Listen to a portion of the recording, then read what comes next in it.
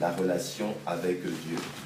Parce que c'est dans cette relation avec Dieu que tu vas maintenant commencer à recevoir et à comprendre ton appel. Ça, c'est dans les 3 points. Oui, dans les 3 points. Définition, maturité, donc responsabilité. 3e point, connaître son appel.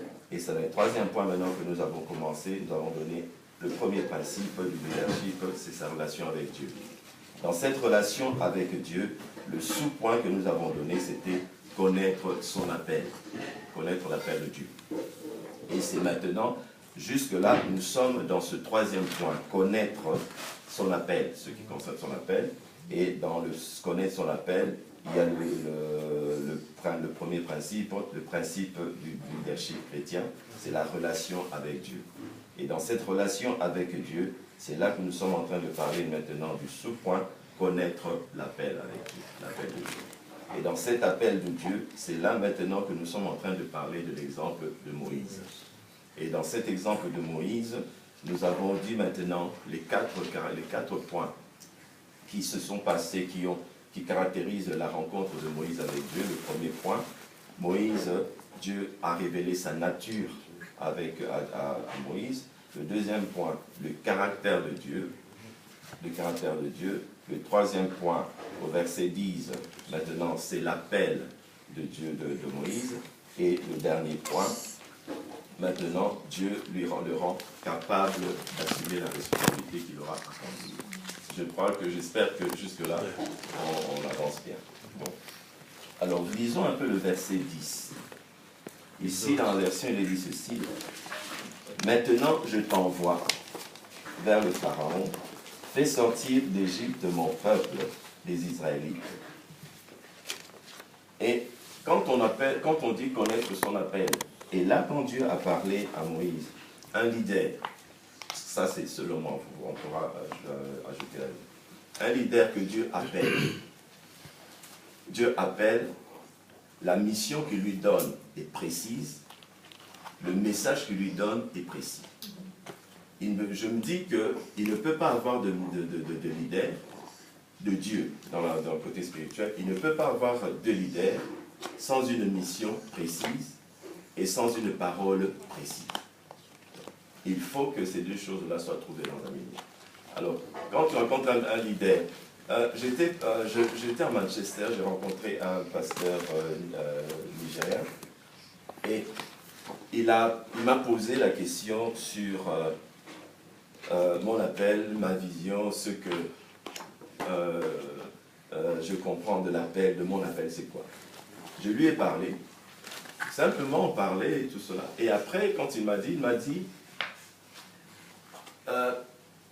dans votre communauté, parce qu'elle est mariée à une Congolaise, moi je ne savais pas encore, il dit, dans votre communauté, j'ai parlé à beaucoup de pasteurs, mais il y a une chose que je remarque, c'est que vous êtes beaucoup de pasteurs, mais beaucoup n'ont pas de mission. Beaucoup n'ont pas de mission et beaucoup n'ont pas une parole que Dieu leur a donnée pour conduire cette mission. Et effectivement, quand nous voyons, c'est là que vous allez voir des leaders qui sont un peu partout. Des leaders généralistes. Il est là, il est là, il est là, il est là.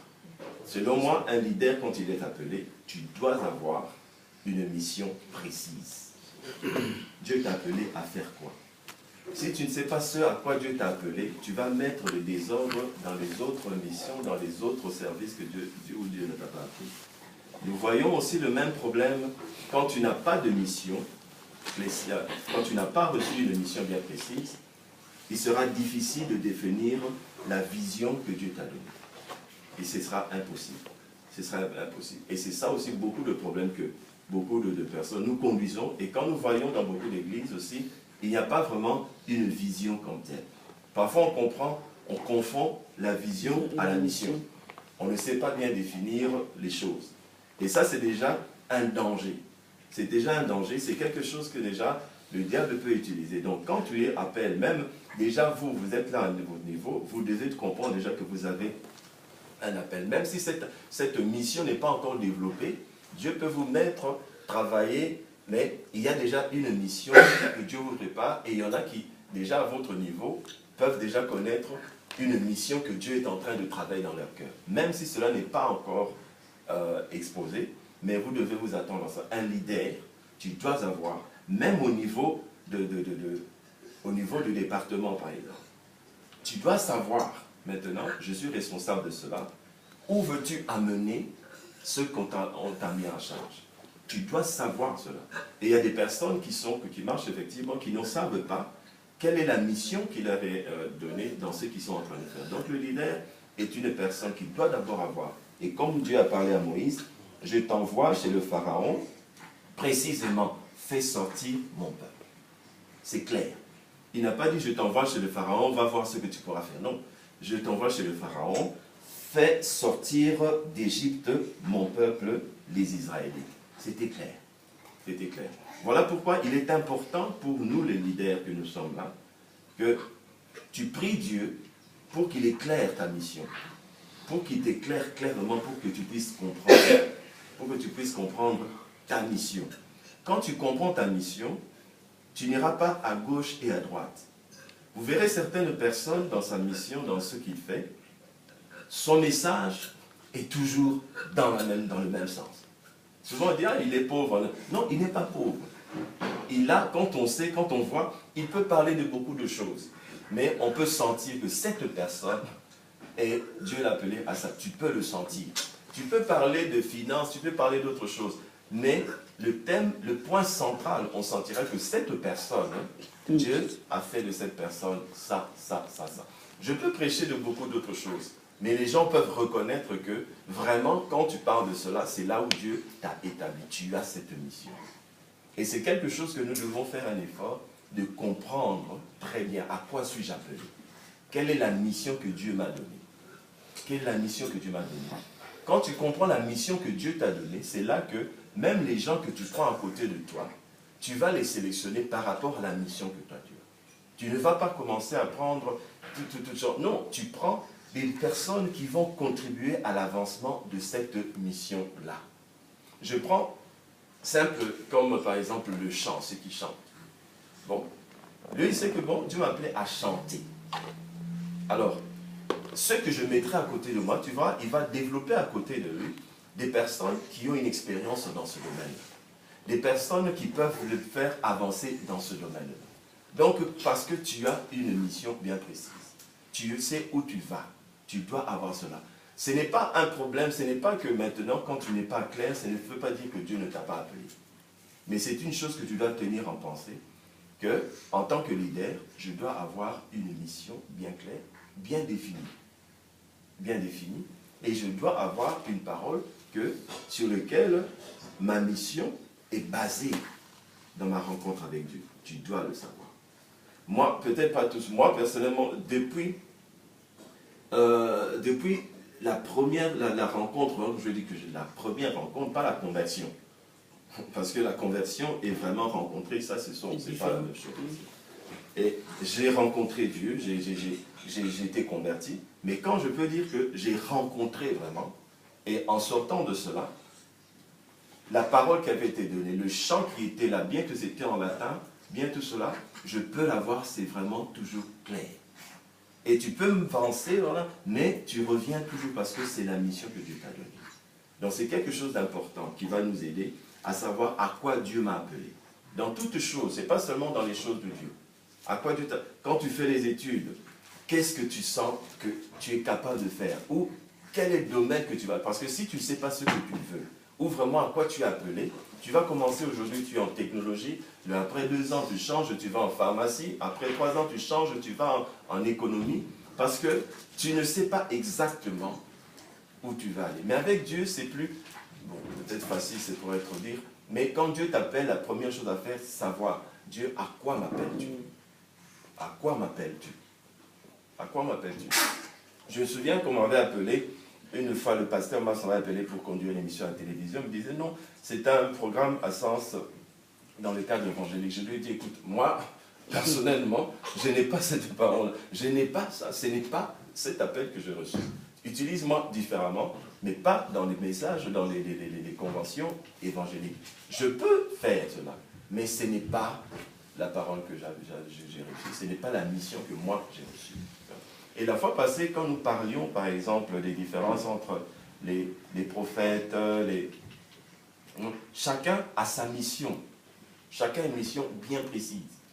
Chacun a une mission bien précise. Donc, la chose que je voulais insister pour l'appel de Dieu, l'appel de Moïse, Moïse, quand il a reçu son appel, l'appel était précise et clair. Voilà pourquoi quand il est allé devant le Pharaon, malgré les problèmes, il est resté fidèle à cet appel. Parce qu'il savait que, d'abord, il a été appelé par Dieu. Il connaissait très bien sa mission. Fais sortir mon peuple d'Égypte. Fais sortir mon peuple d'Égypte. Alors là, il a connu la nature, le caractère de Dieu et la mission qu'il a reçue. Et quel que soit, il était même prêt à sacrifier sa vie pour que cette mission-là s'accomplisse. Et c'est ça le leader. Quand tu as une mission bien précise avec Dieu, tu peux même mourir pour cette mission-là que tu t'as accomplie. C'est ça, tu peux payer le prix de ta vie parce que tu connais la nature de la personne qui t'a appelé, parce que tu connais ce caractère-là, c'était clair, et parce que ton appel était clair. L'appel était clair et confiait une mission qu'on t'a confiée. Et c'est à partir de tout cela que quand Dieu appelle, on dit, il appelle, il équipe et il établit. Alors, si ta mission, si tu ne comprends pas vraiment à quoi Dieu t'a appelé, il sera difficile vraiment que tu sois équipé, tu saches que tu es équipé pour ce domaine-là. Une personne qui ne sait pas qu'il est militaire, il ne pourra pas savoir comment l'utiliser, ou bien il va peut-être vous amener un jour, il s'habille en habit de plombier et tout cela. Mais tout appel, toute mission, Dieu appelle, il équipe et il établit. Selon moi, c'est comme ça que je comprends. Quand Dieu appelle, il t'équipe. Il t'équipe par rapport à la mission qu'il t'a donnée. Il t'établit quoi? Il t'établit dans le domaine là où il t'a appelé à servir Dieu. Donc, et c'est ce qu'on a vu dans Moïse. Dieu l'a appelé, il lui a révélé sa mission et Dieu l'a équipé. La Bible quelque part dit que quand Moïse est allé devant Pharaon, Moïse était devenu comme Dieu devant Pharaon. Moïse était devenu comme Dieu devant Pharaon. Et moi, je comprends que quand Dieu t'établit, il t'équipe, et Dieu t'appelle, il t'équipe, il t'établit et il t'envoie, dans ce domaine-là, il t'a choisi. Devant les obstacles, devant les embûches, tu deviens comme Dieu devant ces choses-là. Parce qu'à partir de ce moment-là, tu le représentes dans ce domaine-là. Tu le représentes dans ce domaine-là. Et ça, c'est quelque chose que pour nous les leaders, nous devons vraiment prendre les choses au sérieux. Les choses au sérieux. Parce que dans le domaine où Dieu t'appelle, il veut t'équiper pour que dans ce domaine-là, tu sois comme Dieu dans ce domaine-là. Il va t'équiper, il va t'appeler, il va t'équiper, il va t'établir et il va t'envoyer. Alors, dans Moïse, c'était aussi important, et pour nous aussi, parfois les gens ne marchent pas selon cela. D'abord, Dieu appelle, il équipe, il établit, il t'envoie. Il y a beaucoup de gens, il est appelé par Dieu. Sans être envoyé, il part. Il n'est pas équipé, il n'est pas encore établi. Et ça, c'est très dangereux. Ça, c'est très dangereux. Il faut que quand Dieu t'appelle, il faut qu'il t'équipe, il faut qu'il t'établisse, et c'est lui qui te dira, maintenant. On a eu certaines personnes qui viennent, Dieu les lève, Dieu le fortifie, Dieu l'équipe et tout ça. À un certain moment, il vient lui-même demander à ce pasteur, si vous pouvez me prier pour moi pour que j'aille faire, je commence un ministère. Non. Dieu n'a pas, peut-être pas encore, Dieu n'a pas encore envoyé. Et ce sont ces étapes-là qui font que les temps de Dieu entre l'appel et l'envoi ne sont pas vraiment respectés. La personne part, se casse la tête, non pas parce qu'il n'avait pas été appelé, mais simplement parce que les étapes de Dieu n'avaient pas été respectées. Et ça, c'est dangereux. Alors voilà pourquoi, en tant que leader, tu dois être conscient de ton appel. Tu dois être conscient, là où, quand Dieu est en train de t'appeler, vous verrez des gens qui sont dit, ah, moi je t'appelle, mais pour le moment, je sens que Dieu me dit d'être encore là. d'apprendre. C'est une personne qui connaît et qui peut comprendre le plan de